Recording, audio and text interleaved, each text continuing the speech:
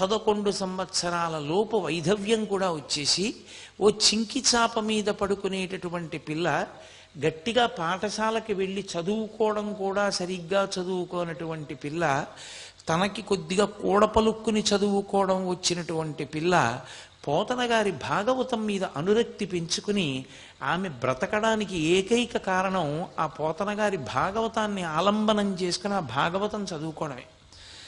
భాగవతాన్ని అంత బాగా చదువుకుంది. అసలు యథార్థమునకు కష్టమనేటటువంటిది వైరాగ్యమునందు ఉంచుకోవడానికి ఒక గొప్ప సాధనమవుతుంది, దాన్ని పండించుకోగలిగినటువంటి వాడికి.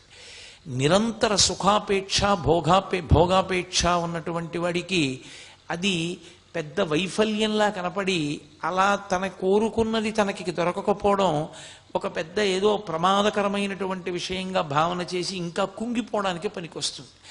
మనస్తత్వాన్ని బట్టి ఎదుగుదల అన్నది ఉంటుంది. మృత్పిండం నేల మీద పడిపోతే నేల కంటుకుంటుంది, బంతి నేల మీద పడితే పైకి లేస్తుంది. ఆ పైకి లేవగలిగినటువంటి శక్తి భగవంతుని యొక్క భక్తి చేత ఏర్పడుతుంది. ఆమె ఉంచుకోవడానికి కారణం పోతన గారి భాగవతం అయింది.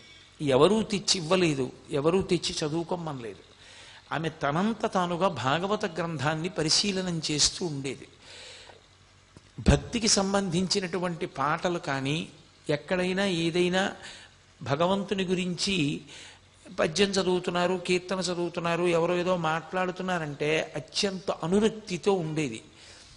ఆమె కేవలం భగవద్భక్తిలో మునక వేసి ఏదో ఒక 4 మంచి పనులు చెయ్యాలి అని ఓ నది ఒడ్డుకెళ్ళి స్నానం చేసి దీపం పెట్టిన, ఓ దేవాలయంలో దర్శనం చేసుకోవడానికి వెళ్ళిన, ఆమె బంధువు మంగళగిరిలో ఉండేవారు, ఆవిడ అన్నదానం చేసేవారట. ఆవిడ అన్నదానం చేసేటప్పుడు 500 మందికని వండితే 2000 మంది భోజనానికి వస్తే ఆవిడ ఆ అన్న కూటానికి అంతటికీ కూడా ప్రదక్షిణం చేసి హారతిచ్చి నమస్కరించేది నరసింహస్వామికి. అది 2000 మంది కడుపు నిండా తినడానికి సరిపోయేది.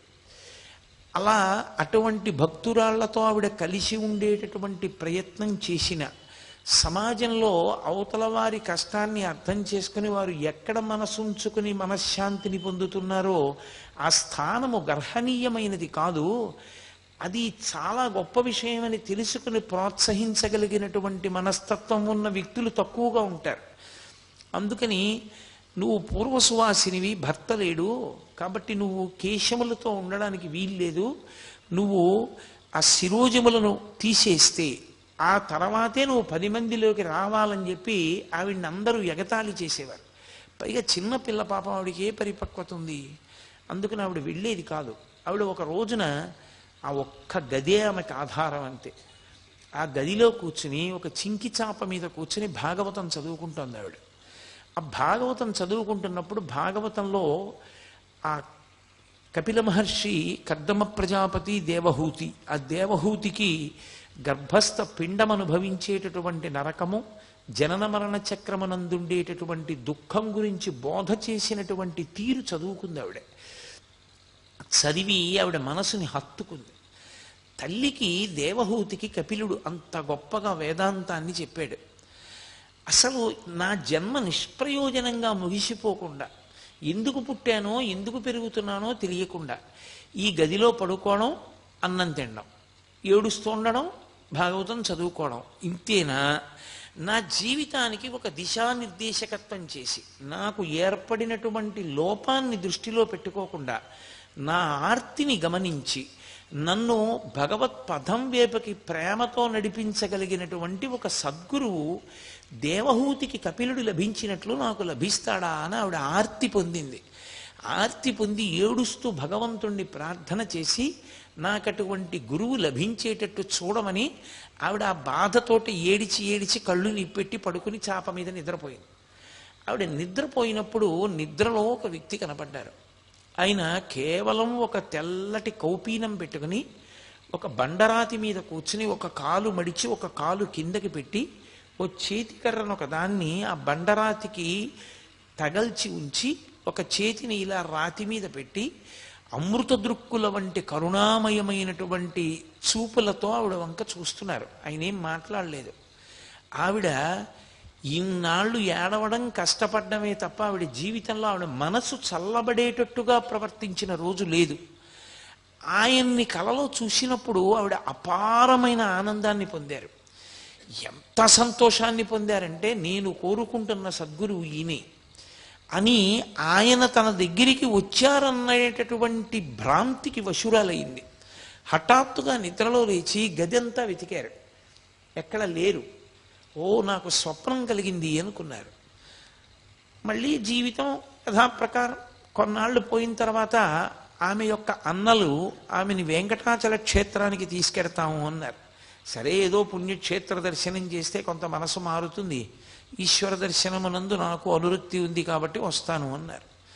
కలిసి బయలుదేరారు. తిరుపతి పట్టణానికి వెళ్లే ముందు చెన్నై వెళ్ళారు. తీరా మద్రాసు పట్టణానికి వెళ్ళిన తర్వాత వాళ్ళ దగ్గర బంధువులు ఎవరో మరణించారని ఒక తంతి వచ్చింది. దాంతో వాళ్ళు తిరుపతి వెళ్లకుండా వెనక్కి వచ్చేసారు.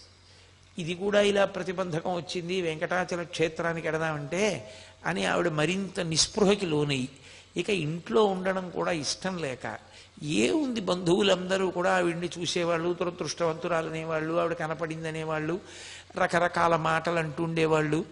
ఆవిడ భరించలేక అన్నగారులను అడిగి, నేను ఒక్కదాన్నే ఎక్కడైనా పుణ్యక్షేత్రానికి వెళ్ళిపోతానని అడిగారు. అన్నలు ప్రేమ కలిగిన వారే ఆవిడ రాసిన పుస్తకాన్ని బట్టి.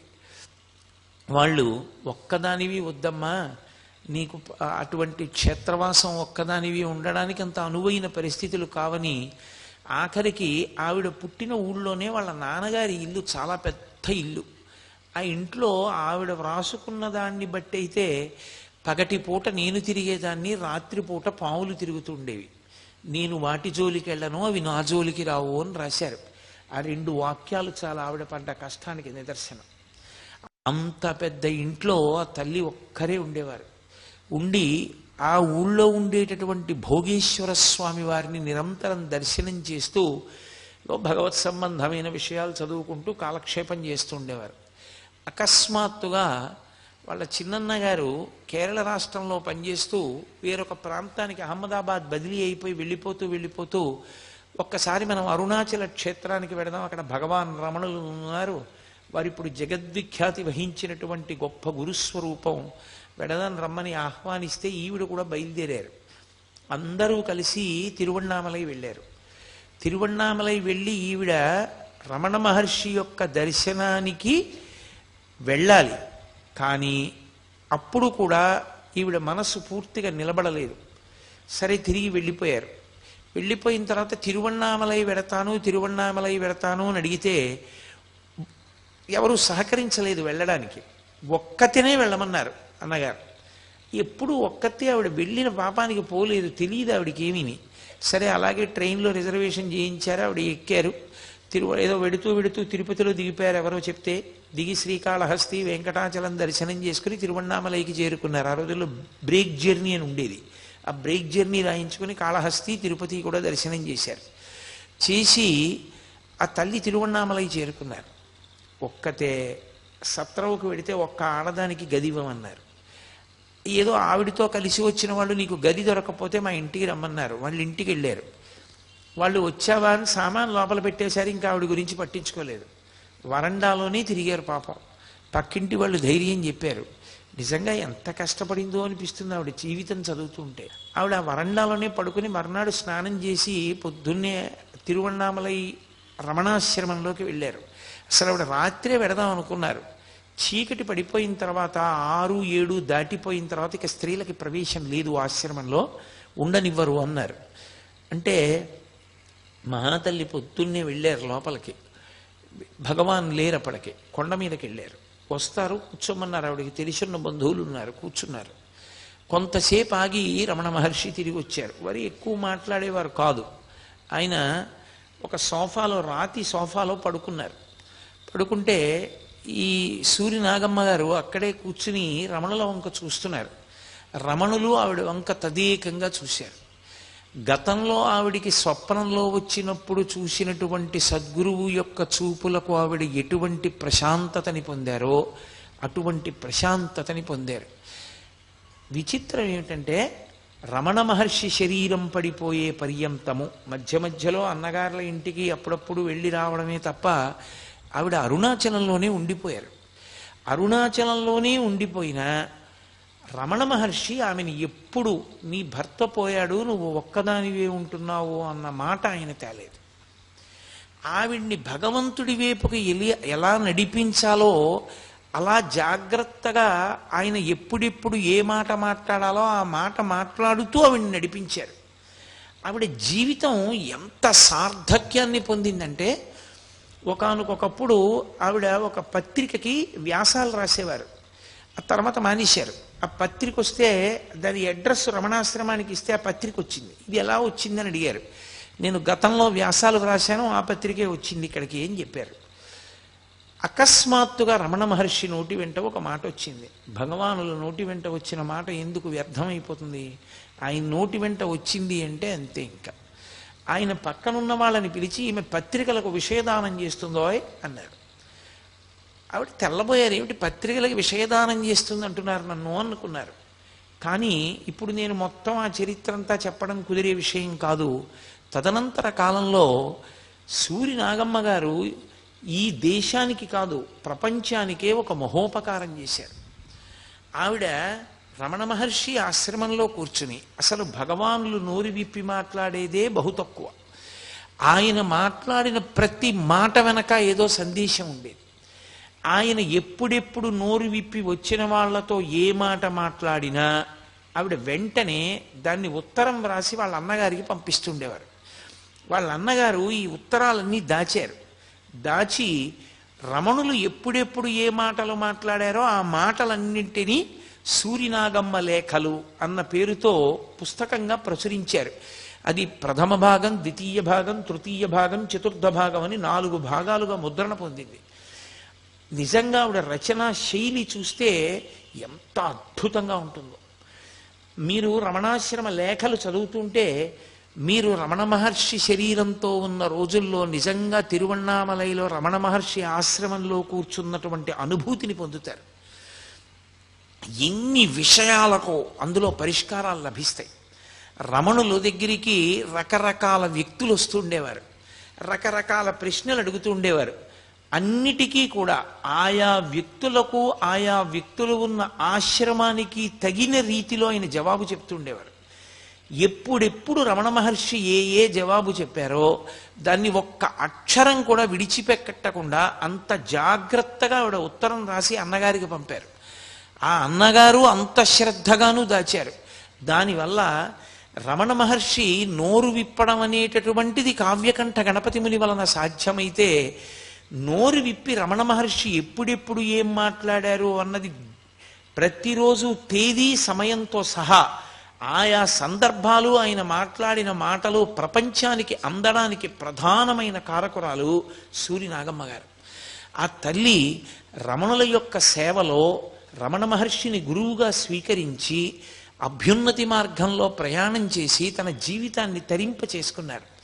రమణ మహర్షి శరీరం పడిపోయేటటువంటి సమయంలో ఒక చిన్న గదిలో ఉన్నారు ఆయన. పక్కనే ఓ చిన్న స్నానాల గది ఒకటి ఉండేది.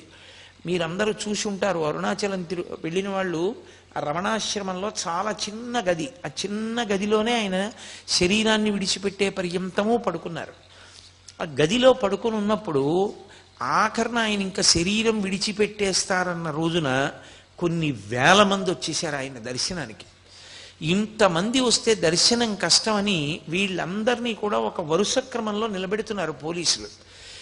కాబట్టి ఆవిడికి దర్శనం చేసేటటువంటి అవకాశం కూడా లేదు. ఇంకా ఆఖరణ బాగా ఎత్తుగా ఉన్న ప్రదేశం మీదకి ఎక్కి నిలబడి చూస్తున్నారు ఆవిడ గదిలోకి.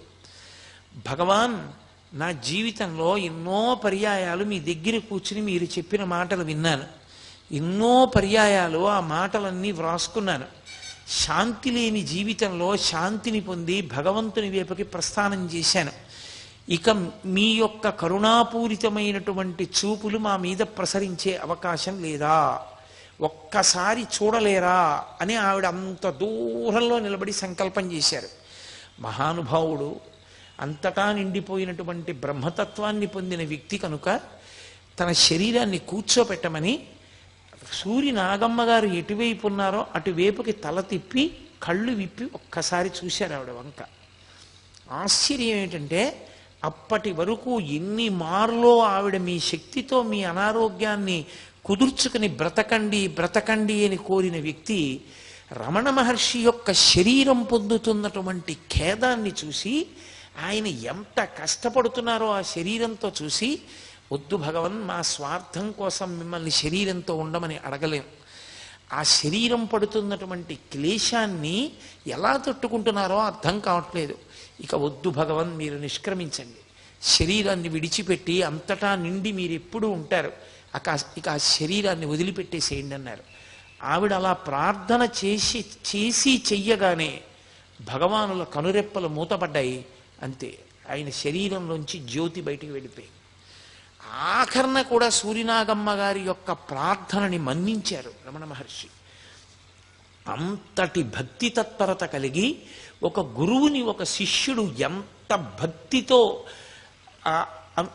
అనుగమించవలసి ఉంటుందో లోకానికి నిరూపణం చేసినటువంటి సాధ్వీమణి సూరినాగమ్మ గారు.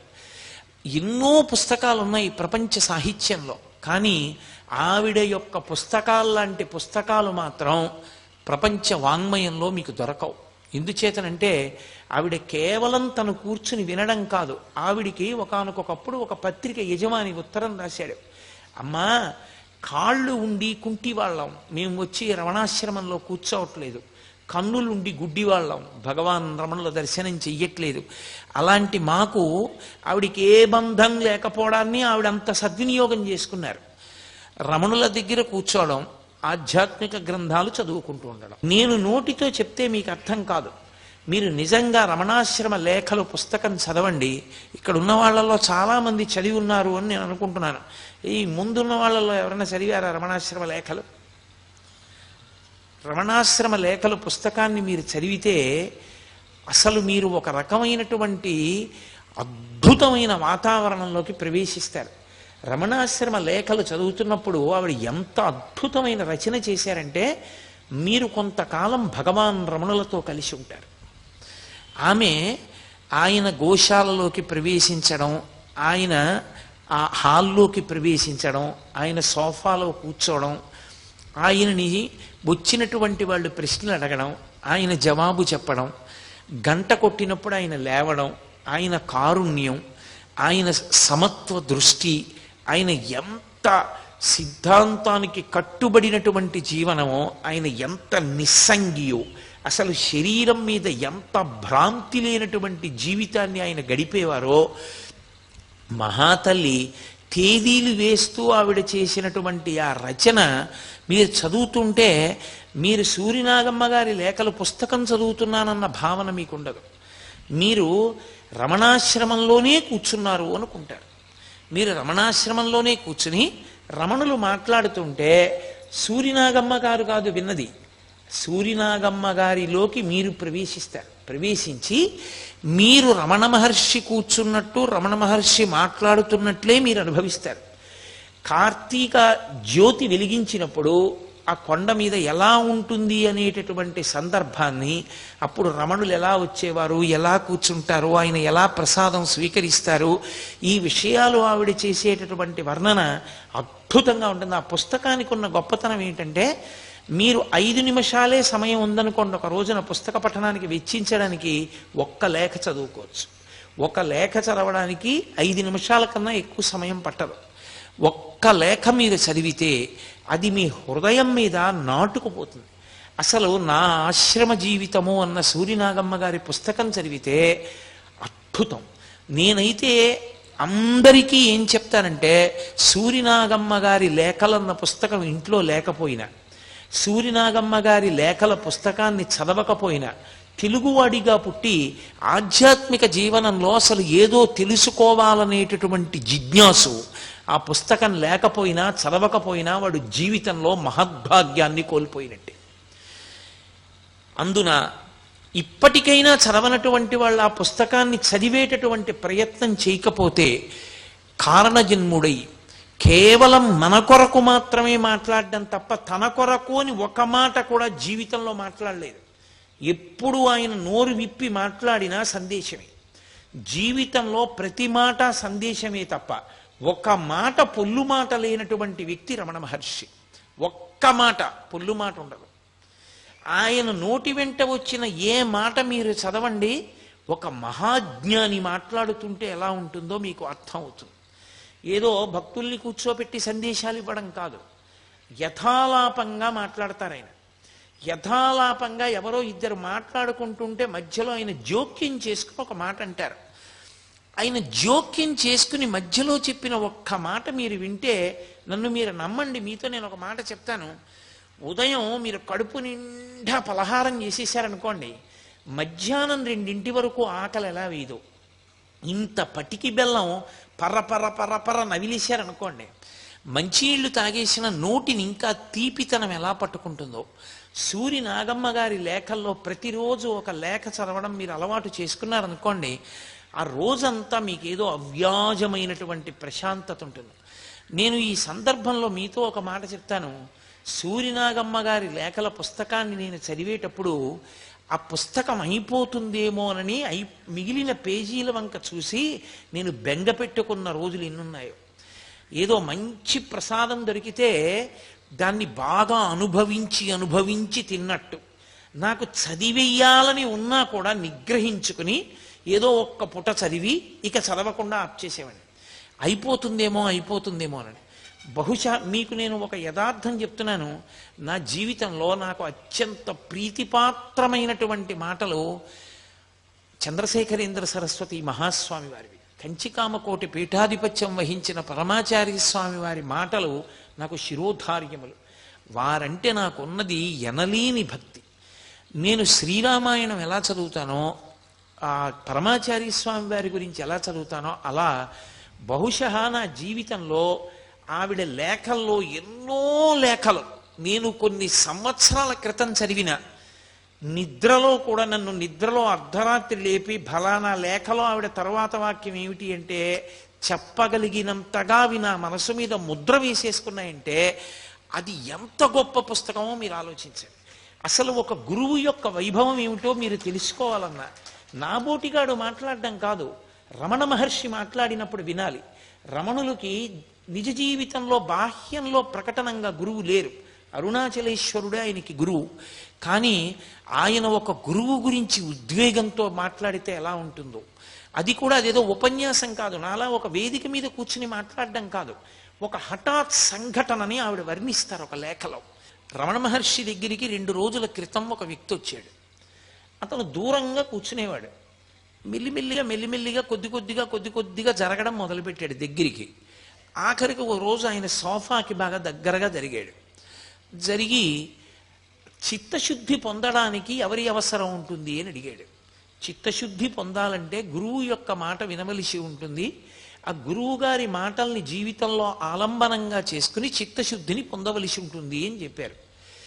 ఆయన ఈ మాట చెప్తే ఆ వచ్చిన వ్యక్తి ఆ కాలంలో ఉన్నటువంటి గురువులు ఒక 4-5 పేర్లు చెప్పి ఈయనకి ఈ దోషం ఉంది, ఈయనకి ఈ దోషం ఉంది, గురువు ఎలా అవుతాడు, ఆయనకి ఆ దోషం ఉంది, గురువు ఎలా అవుతాడు అని మాట్లాడుతున్నారు. రమణులు వింటున్నారు. ఇంతలో ఆశ్రమవాసులు వచ్చి వాళ్ళకి తెలుసు రమణ మహర్షిని నిందించినా ఒప్పుకుంటారు, కానీ ఆయన పరనింద చేస్తే అంగీకరించారు. సర్వం శ్రీ ఉమామహేశ్వర పరబ్రహ్మార్పణమస్తు. స్వస్తి.